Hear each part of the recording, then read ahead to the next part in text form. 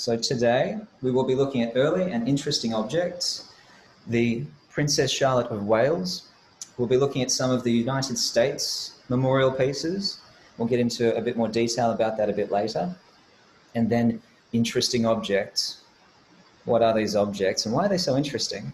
Well, that's what I really want to find out today. And hopefully you can share that along with me.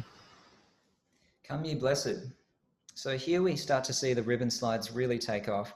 Between about the 1680s to about 1720s, ribbon slides were so very popular. Faceted crystal isn't terribly expensive. The design of them influenced future mourning jewellery. The brooches that would very much overtake these, especially during the 18th and 19th centuries, became part of ubiquitous society. But the ribbon slide is really where the inception of these began. The designs where you can see the material backing and also the woven hair on top of it, and then you've got your metal and enameled designs on top of that, really becoming the status quo for its time. Here we've got two angels. We've got, if they're blowing the trumpet, also the putti. Depends how you want to religiously put that perspective on them. If they're blowing a trumpet, it could be a call to the resurrection, or it could be a messenger of God, or it could be escorting the soul into the heavens, which this very much is closer to. We've got death there. There's your judgment, there's your final judgment. Not a Catholic religious figure, very much Protestant. And we've got all the designs of death, but worn neck, bodice, sometimes wrist with a ribbon. Very typical. Prince Albert. And if it wasn't for the death of Prince Albert, a lot of these pieces wouldn't have been in such high production because on his passing in 1861, Queen Victoria went into perpetual mourning.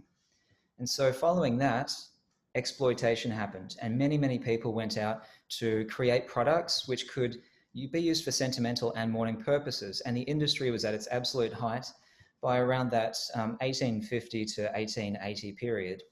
And then it started to decline. But here we've got watch chains made out of human hair. Yes, they were made out of other objects as well. You might find them with other kinds of hair, I should say. But generally the human hair that was woven on a spindle to create these beautiful pieces, which were functional daily items, worn generally by a gentleman, sentimental, loving. And you could see these. They were affordable and highly produced. There you are. There's one on the left that snakes all the way around. You could customize them. You could install in them different symbols and charms. You could have your initials in them. You could change the clasp. You could change where the T-bar was. You could have a long one, a short one. You could have it with certain sentimental dedications. Black enamel. The acorn is actually a very typical one for this time. You could even have a serpent for the clasp, which I particularly love. And so they were produced in all sorts of variety, in all sorts of styles, whether the brooches that were made out of lower grade alloys, pinchbeck, anything really, whatever was cheap and highly produced in excess volume. You start to see that here. We've got those two watch chains at the top. We've even got a hair ring there. One of those has a locket. We'll have a closer look at that in a second. And we've got all of these wonderful other ones. We've even got a necklace there. And we've got cheaper materials, whether it's vulcanite or early plastics, right through to jet and glass, Vauxhall glass or French jet, being used to create sentimental jewellery in high volume. For the sake of mourning or sentimental purposes, by the time of the 19th century, oddities of all sorts existed. Now, high volume, easy to produce. They could be made for a sweetheart traveling or the death of someone and produced at volume. So much of the time you could find these for shillings. And at that particular time, families are earning more towards the £500 mark for the wealthier middle class. So there was much, much, much more ability to produce these in high volume and basically purchase them for an event, someone's passing. Simple, elegant, but not very high gold at all. It's actually a base metal. So they call that pinchbeck, and only was allowable after the 1854 Hallmarking Act. Allowable, but they obviously did it previously. They adulterated the gold, but now it was allowable, much, much lighter and easier to wear for these people. So watch chains comes in all shapes and varieties. and a beautiful hand-me-down and a sentiment as well. It's great because for the living or the dead, well, the colors of the hair represent the person who it was, not necessarily their actual hair, because the hair artists of the time would aggressively advertise against each other that they would use every single snip of hair that they were given, and if not, they would give it back to you, but generally color matched. So often grown in convents across Europe and then cut and sold back into different societies such as England and France. And here we have that one accommodating the photograph. So these have been adapted over time. People have worn them as necklaces as well, as with a lot of watch chains. And that's something which really came around during the early 20th century, especially during the evolution of the pocket watch into the wristwatch. And that's where a lot of these became anachronisms and we don't need them anymore. So if they're not handed down through a family or adapted, they get thrown away.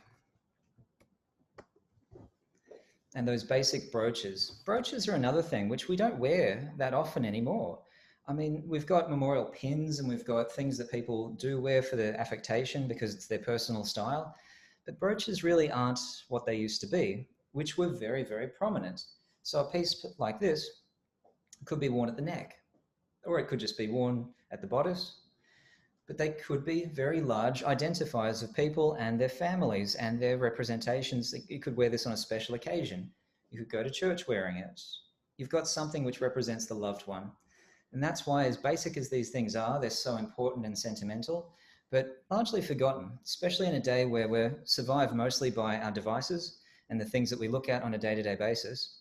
We don't need the affectation of looking at someone's body for an adornment of a jewel. And it's kind of sad because I do love brooches quite a lot. And then we've got all sorts of oddities here. We've got mourning pins, as you can see there with the original paper that they came on. Got a few more brooches, some inlaid, some enameled, and all base metals and made at production. Buttons, very, very typical.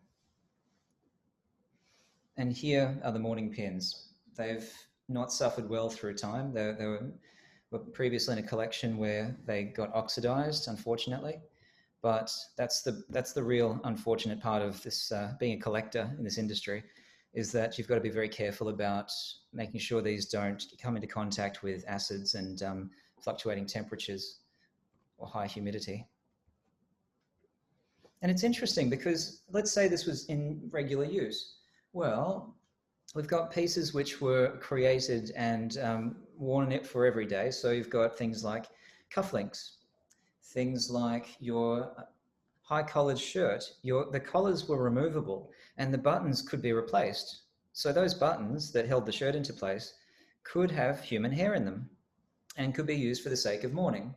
And that's much more typical in the 19th century, where men's mourning pieces were not anywhere near the importance of a female, because the female was actually, during the 19th century, much more the heart of the family's emotion. You've got the Christian family promoted by people like Queen Victoria and Prince Albert, and you've got that moving internationally based around these Christian values. But the matriarch is often the central focus of human emotion for the family. So the gentleman, not so much. You're wearing an armband for a little bit and you go off to work, but you might have something like this as well, say a button shirt or even cufflinks.